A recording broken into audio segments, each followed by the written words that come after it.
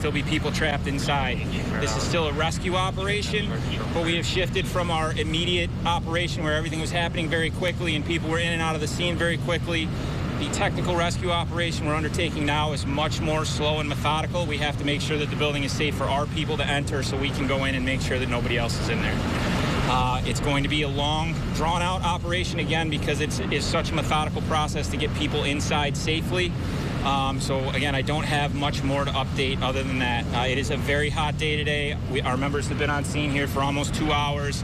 We are rotating companies through as we are able to make sure that we are keeping our guys and girls safe so that we can operate and continue to operate effectively. How many cars were involved?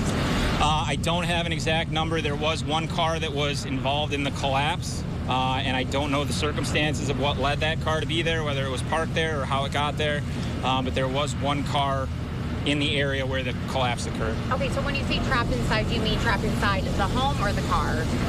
Right now, our operation is focusing on the home. There was one patient trapped inside the vehicle when we arrived. They were able to extricate that patient, got them to medical care, and they have since been transported from the scene. Can you describe their injuries? I can't at this time. But is anyone still trapped in the home at this time? We don't know that. We are operating under the assumption that there may possibly still be people in there. So again, that's why we're undertaking this technical rescue operation to get inside, just confirm that there's no one trapped. Was everyone inside the house at the time? I don't know. What kind of intel makes you operate that there are possibly people left? Reports from people at the scene, reports from neighbors about how many people live at the house, and anytime those numbers don't kind of add up to the numbers that we have confirmed out of the house, we just want to make sure that there's nobody there. And while we're doing this, simultaneously, we're working with police, we're working with codes to ensure that, somebody that's normally there isn't at a friend's house or at a relative's house. But again, until we can confirm that the house is clear, we're going to operate in that technical rescue mode, and it is a long, methodical process to do it safely. Would you explain why there's some firefighters on the roof and what's going on in the tents in terms of building support? So in the tents there, anytime we enter a collapsed structure, we have to shore up the structure as we go so that it doesn't collapse further when we're in there. The guys on the roof are just kind of monitoring the scene from a different vantage point. We did have some little maybe indications that there were spot fires inside. So anytime we're going to be operating inside where there's a potential for fire, where there's a potential for further collapse, we want to be as safe as we can. And the guys on the roof are there a part of maintaining that safety. They can kind of get a different view of things as they're happening and be ready to act as soon as something happens rather than having to be reactionary and maybe delaying. And again, why is with the heat? It's very hot out. Like I said, our guys, we're rotating people through. We're bringing additional companies from across the city in and rotating people out. We've got water stations. We've got cooling stations set up. But any time we're talking about heat like this, it kind of multiplies the difficulty of the incident exponentially.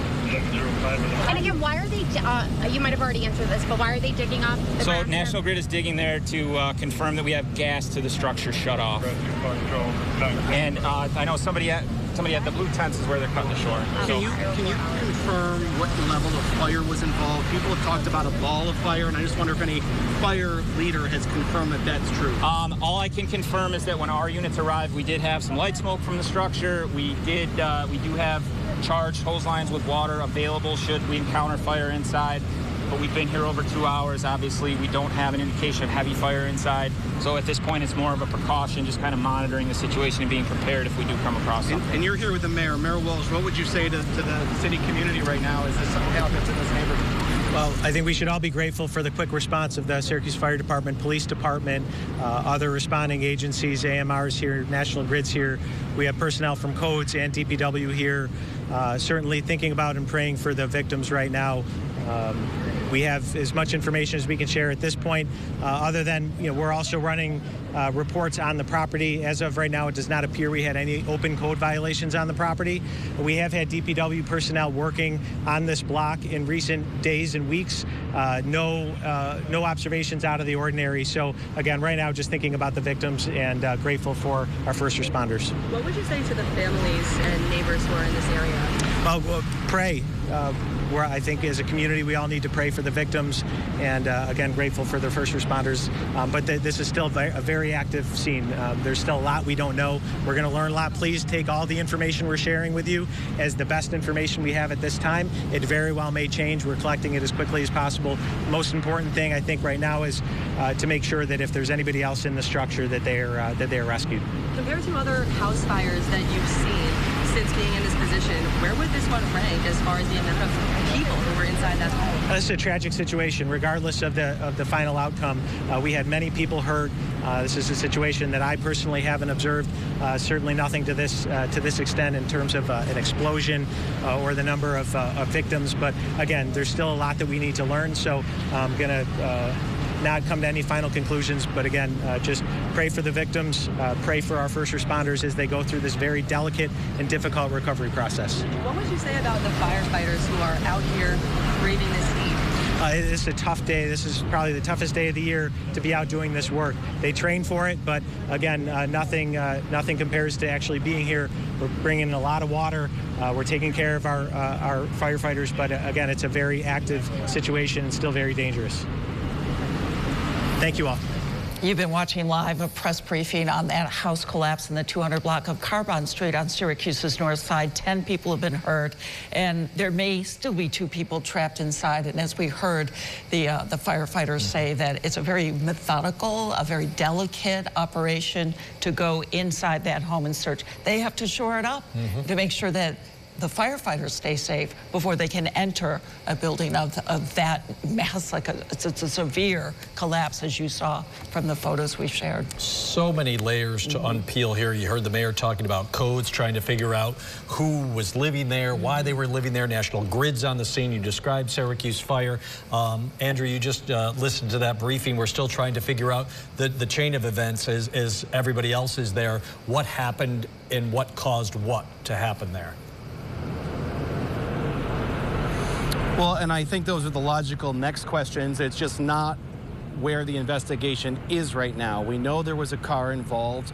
Witnesses say the car actually crashed into the structure. We know there was some sort of impact on the National Grid utility, the gas line, perhaps, which fueled the explosion. The firefighters confirmed that when they got here, there was at least some smoke still smoldering, perhaps some hot spots since.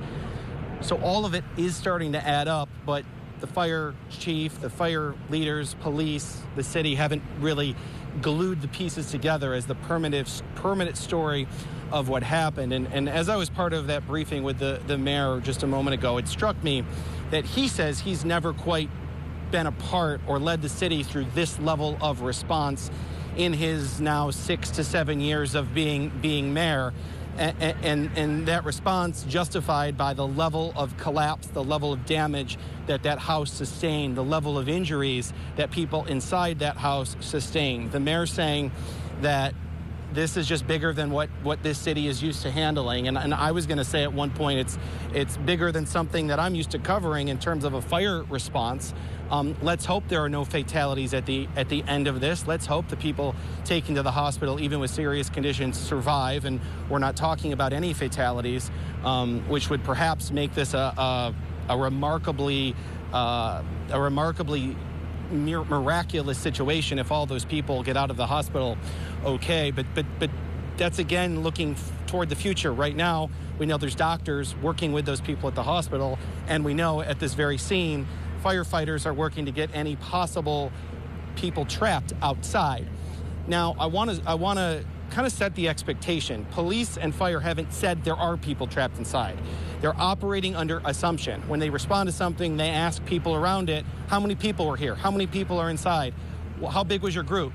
Those people, obviously, in the midst of trauma and shock, might not know the exact number. Maybe somebody that they thought was there wasn't. Maybe there was someone there that they didn't know was there. And that's why, since the numbers of people in the hospital, the people taken out already, don't add up with the number of people firefighters were told were around. That's why they're continuing this very aggressive operation to get inside, to make sure the structure is safe to go inside. That's why they have a tent with a construction zone, a saw and wood that they're building supports for this structure. That's why there's firefighters on the roof looking down to see if there's any signs of anyone, to see if there's any other fire, to see if there's any clues to further collapse that people need to watch out for.